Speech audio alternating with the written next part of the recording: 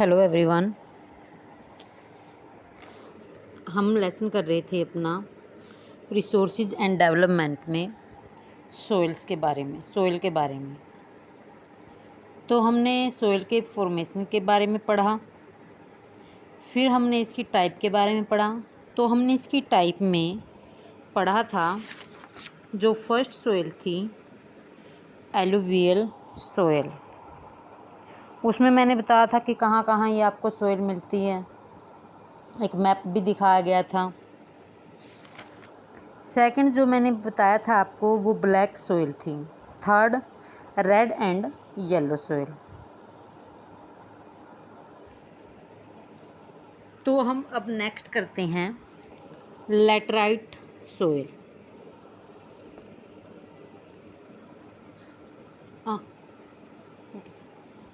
तो laterite soil के बारे में करते हैं। लैटराइट सोइल में laterite has been divert from the Latin word later, कि यानी कि जो ये लैटराइट वर्ड है ये लैटिन लैंग्वेज से निकला है। जैसे ये पिक्चर में आपको नीचे लैटराइट के बारे में बताया गया है। तो लैटराइट सोइल, आप एक बार पिक्चर देख लीजिए इसकी ध्यान से। तो पिक्चर में लैटराइट सोइल के बारे में है। तो laterite has been divert from Latin word, तो कौन से वर्ड से निकला है? लैटिन से। ये है लेटर। तो which means brick. Brick means क्या होता है? ईंट। यानी कि ये लैटिन वर्ड से निकला है और इसका मीनिंग क्या है? ईंट। The laterite soil develops under tropical and subtropical climate with alternate wet and dry season. जो ये लैटराइट मिट्टी है उच्च तापमान और अत्यधिक वर्षा वाले क्षेत्रों में विकसित होती है। यह भारी वर्षा से अत्यधिक निस्खलन का परिणाम होती है। Tropical and subtropical climate की वजह से होती है, जब ये वेट एंड ड्राई सीजन होता है। Laterite soils are mostly deep to very deep acidic, generally deficient in plant nutrients, and occur mostly in southern states, western Ghat regions of Maharashtra, Odisha, some parts of West Bengal and northeast regions। कि जो laterite मृदा है इसमें humus की मात्रा कम पाई जाती है, क्योंकि अत्यधिक तापमान के कारण जो जैविक पदार्थ होते हैं इसको अपघटित करने वाले वो बैक्टीरिया इसके नष्ट हो जाते हैं। लैटराइट मिट्टी में अधिक मात्रा में खाद और रासायनिक उर्वरक डालकर ही खेती की जा सकती है। और ये मिट्टी कहाँ पर पाई जाती है मोस्टली? तो ये महाराष्ट्र में, उड़ीसा में, some part of West Bengal Paschim Bengal में। Where these soils support this is an evergreen forest, it is humus rich, but under sparse vegetation and in semi-arid environment. It is the generally humus poor, यानी कि इसमें humus की मात्रा काफ़ी कम होती है। They are prone to erosion and degradation due to their position on the landscape, कि अत्यधिक तापमान के कारण इसका अपरदन होता है। डिग्रेडेशन यानी कि निम्नीकरण होता है। After adopting appropriate soil conservation technique particular in the hilly areas of Karnataka, Kerala, कि उर्वरक वगैरह डालकर इसकी खेती की जा सकती है। ये जो मृदा है मुख्य तौर पर कर्नाटक में, केरला में, तमिलनाडु में मिलती हैं। This soil is very useful for growing T and coffee. तो इस लाइन को आप अच्छे से नोट करें कि जो टी और कॉफ़ी है उसके लिए काफ़ी उपयुक्त है ये मिट्टी। तो पूछ लिया जाता है क्वेश्चन आपसे कि टी और कॉफ़ी के लिए कौन सी मिट्टी सबसे ज़्यादा उपयुक्त है तो वो लैटराइट। और लैटराइट जो वर्ड है वो किससे निकला है, वो लैटिन लैंग्वेज के लैटर वर्ड से। Andhra Pradesh and Kerala are more suitable for crops like cashew nut. और जो यहाँ पर केरल और आंध्र प्रदेश है, काफ़ी अच्छी फसल यहाँ पर होती है काजू की। तो लैटराइट मिट्टी में क्या क्या होता है, टी एंड कॉफ़ी और कैश्यू नट। नेक्स्ट जो सोइल है अपनी वो है arid soil. Arid soil range from red to brown in colour, कि जो इसका रंग होता है एरिड सोइल का ये होता है लाल और भूरा रंग। They are generally sandy in texture and saline in nature. ये जो आमतौर पर होती है टेक्सचर यानी कि रेतीली, सैंडी इन टेक्सचर रेतीली होती है, सैलिन लवणीय होती है। In some areas that salt content is very high and common salt is obtained by the evaporating of water। कुछ क्षेत्रों में नमक की मात्रा इतनी अधिक है कि झीलों से जल वाष्पीकृत करके खाने का नमक भी बनाया जा सकता है। Evaporation is faster and the soil lacks humus and moisture. The lower horizon of the soils are occupied by कंकर because of the increasing calcium content downwards।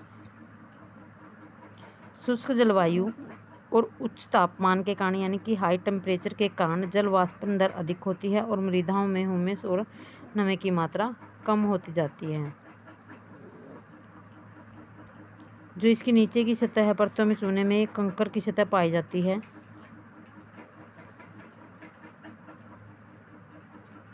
Infiltration of water after proper irrigation these soils become cultivable as has been in the case of western Rajasthan. इस मृदा को सही तरीके से सिंचित करके यानी कि सिंचाई करके इसमें कृषि योग्य इस भूमि को बनाया जा सकता है, जैसा कि पश्चिमी राजस्थान में हो रहा है। ये आपको नीचे पिक्चर दिखाएगी है एरिड सोइल की। और ये एरिड सोइल कहाँ पाई जाती है, ये राजस्थान में पाई जाती है। और राजस्थान का जो वेस्टर्न एरिया है उसमें इसमें सिंचाई करके कृषि योग्य बनाने की कोशिश की जा रही है। अब जो लास्ट है हमारी वो है फॉरेस्ट सोइल यानी कि वन मृदा। These soils are found in the hilly and mountains areas where sufficient rain forest are available। ये जो मिट्टी है ये आमतौर पर पहाड़ी और पर्वतीय क्षेत्रों में पाई जाती है जहाँ पर्याप्त वर्षा वन उपलब्ध है। The soil texture varies according to the mountain environment when they are formed। इन मृदाओं के गठन में पर्वतीय पर्यावरण के अनुसार बदलाव आता है। They are loamy and silly in valley sides and coarse grained in the upper slopes। घाटियों में ये मृदाएं दोमट और सिल्टदार होती हैं। In the snow covered area of Himalayas Himalaya के हिम आच्छादित क्षेत्रों में मृदाओं का बहुत ज़्यादा अपरदन होता है। The soils found in the lower parts of the valley particularly on the river traces and alluvial fens are fertile।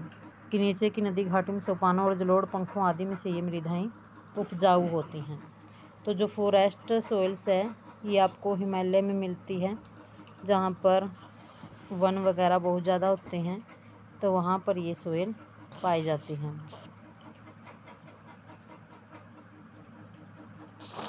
Next है सोइल इरोसियन एंड सोइल कंजर्वेशन यानी कि मृदा का अपरदन और उसका संरक्षण।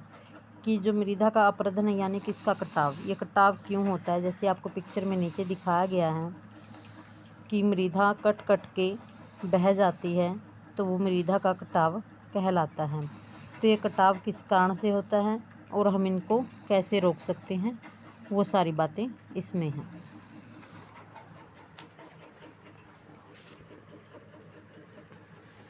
The denudation of the soil cover and subsequent washing down is described as soil erosion। मृदा के कटाव और जो उसके बहाव की प्रक्रिया है उसको मृदा का अपरदन कहते हैं। यानी कि जब मिट्टी कट जाती है या फिर बह जाती है वो मिट्टी, तो उसे हम सोइल इरोसियन बोलते हैं।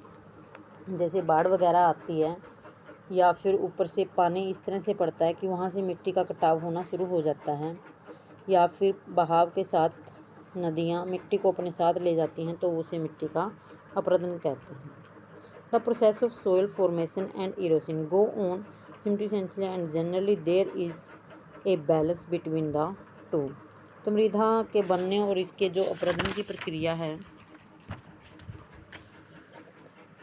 वो आमतौर पर लगभग साथ साथ चलती रहती है, क्योंकि मृदा बनती भी रहती है और मृदा का अपरदन भी होता रहता है। Sometimes this balance is distributed due to human activities like deforestation की कुछ एक मानव की ऐसी गतिविधियां रही हैं जिसकी वजह से मृदा का अपरदन होता जा रहा है, जैसे ओवर ग्रेजिंग यानी कि बहुत ज़्यादा मात्रा में घास का चरा जाना, कंस्ट्रक्शन एंड माइनिंग निर्माण वगैरह करना, जैसे बिल्डिंग वगैरह मनुष्य बनाता है, खनन खुदाई वगैरह करता है, तो ये सारी चीज़ें हैं जिसकी वजह से मिट्टी का अपरदन होता जा रहा है। नेचुरल फोर्स लाइक कुछ एक प्राकृतिक बल भी ऐसे हैं, जैसे वायु है, उसमें भी क्या मिट्टी एक जगह से दूसरी जगह उड़कर चली जाती है, अपरदन हो जाता है। ग्लेशियर हैं and water lead to soil erosion है। और ये जल, जैसे नदियों का जल एक ही स्थान पर पड़े तो वहाँ से मिट्टी का कटाव होना शुरू हो जाता है। The running water cuts through the clayey soils and makes deep channels as gullies. तो ये जो गहरी कटती हुई वाहिकाएँ हैं इन्हें अवनलिकाएँ बोला जाता है। The land becomes unfit for cultivation and is now as bad land. तो ऐसी जो भूमि है वो जोतने के योग्य नहीं रहती और इन्हें बेड लैंड कहा जाता है। In the Chambal basin, Chambal एक नदी है, such lands are called ravines. Chambal basin में ऐसी भूमि को रेवाइन यानी कि खड्ड कहा जाता है। इन सच केसेस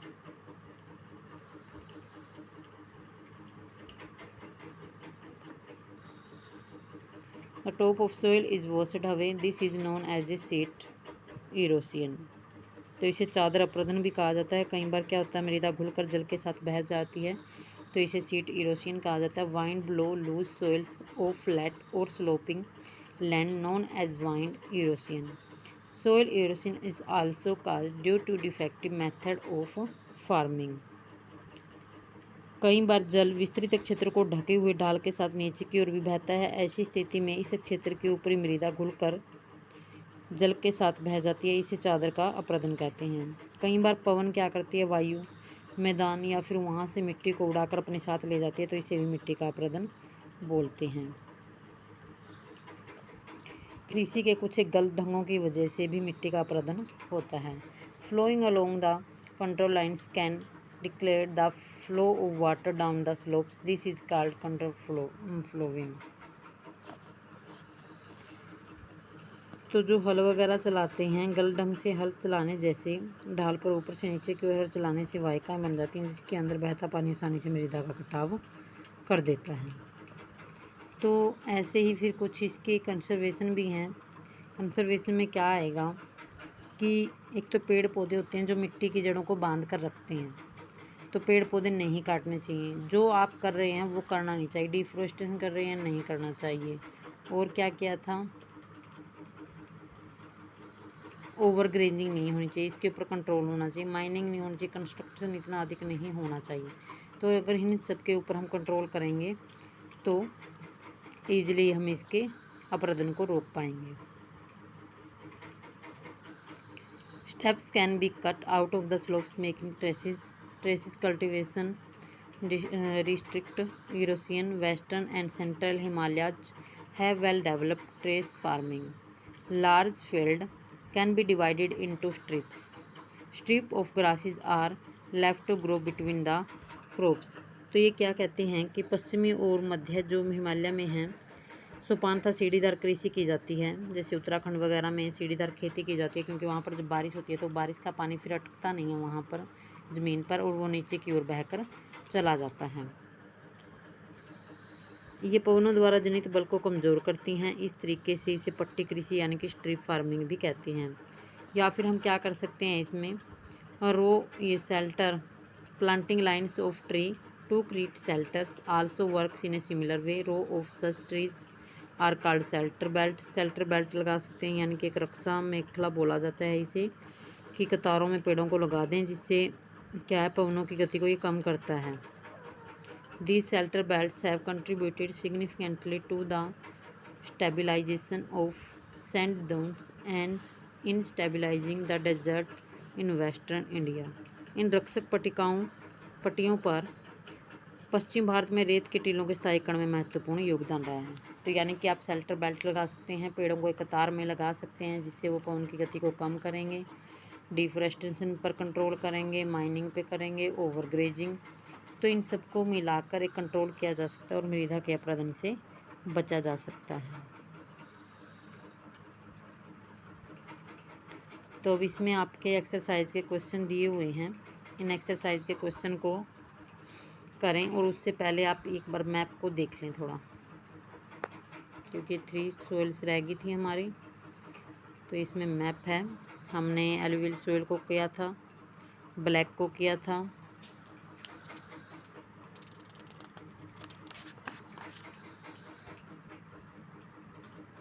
रेड और येलो सोइल.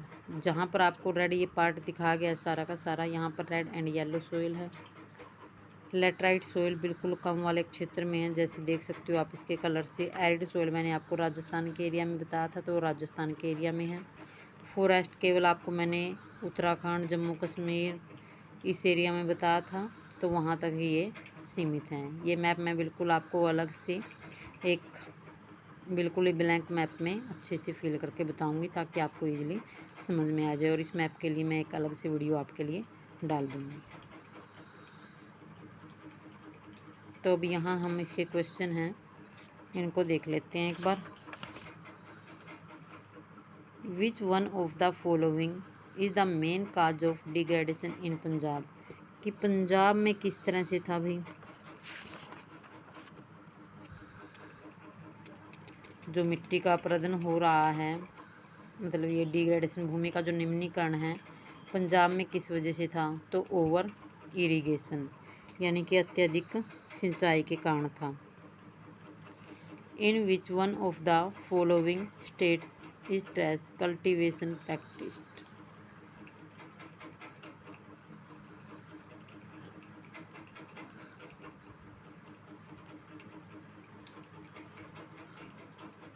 ये कल्टीवेशन प्रैक्टिस कौन से स्टेट में की जा रही है,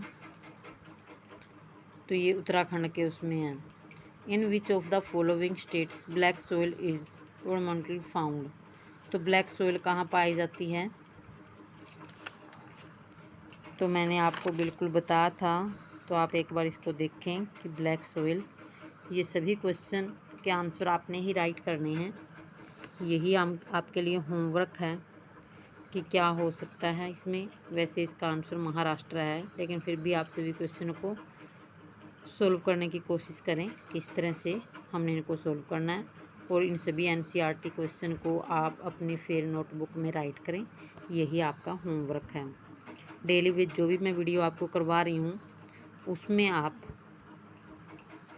उसी लेसन को रीड करें और उससे रिलेटेड जितने भी क्वेश्चन बनते हैं वो आपकी नोटबुक में डाउन करें, ताकि और भी अच्छे से आपको क्लियर हो जाएं. आगे जो सेकंड क्वेश्चन है, answer the following question in about 30 words. कि name 3 states having black soil and crop which is mainly grown it. कि 3 ऐसी जगह के नाम बताने हैं जहाँ पर ब्लैक सोइल मिलती है और कौन सी फसल के लिए. तो मैंने आपको सारा कुछ बता रखा है कि कहाँ पर मिलती है. तो ये महाराष्ट्र है, मध्य प्रदेश है, छत्तीसगढ़ है, वहाँ पर मिलती है. और कौन सी क्रॉप के लिए है, तो कॉटन क्रॉप के लिए था. What type of soil found in the river delta of the eastern coast. कि जो ऐसी कौन सी सोइल की टाइप है जो ईस्टर्न कोस्ट के पास मिली है, यानी कि तटीय क्षेत्रों के डेल्टा के पास. तो give the main feature of this type of soil. तो कौन सी सोइल थी, एलुवियल सोइल थी. ये आपका बिल्कुल ऐसी ही लाइन आपकी बुक में है, इसलिए मैंने आपको लेसन को अच्छे से रीड करवाया है. Give 3 main feature. तो इसकी आपने विशेषताएं बतानी है. विशेषताएं आप बता सकते हो कि इसमें क्या क्या पाया जाता है. फास्फोरस पाया जाता है, पोटास पाया जाता है, लाइम पाया जाता है. अच्छा, काफ़ी एलुवियल है, कौन सी फसल होती है, तो ये इसकी फीचर्स हैं. What step can be taken to control soil erosion in the hilly areas. जो हिली एरियाज है उसमें सोइल इरोजन के लिए आप क्या स्टेप उठा सकते हो, तो आपको बताया गया था जो जो कंजर्वेशन है इसका वो सारा कुछ इसमें राइट कर सकते हो। तो इस तरह से सभी क्वेश्चन आप अच्छे से इसके रीड करें, फिर भी आपको कोई समझ में नहीं आता है तो बताएं। आगे प्रोजेक्ट और एक्टिविटी दे रखी हैं इसकी, तो उसमें देख लें। Make a project showing conservation and conservation of resources in your locality, कि आपके आस पड़ोस में जो है उसमें रिसोर्सेज से रिलेटेड बताना है आपको, क्या उसका संरक्षण कर सकते हो, क्या ऐसी प्रॉब्लम है उसके बारे में। तो ओके, थैंक्स, अच्छे से इसको लर्न करें।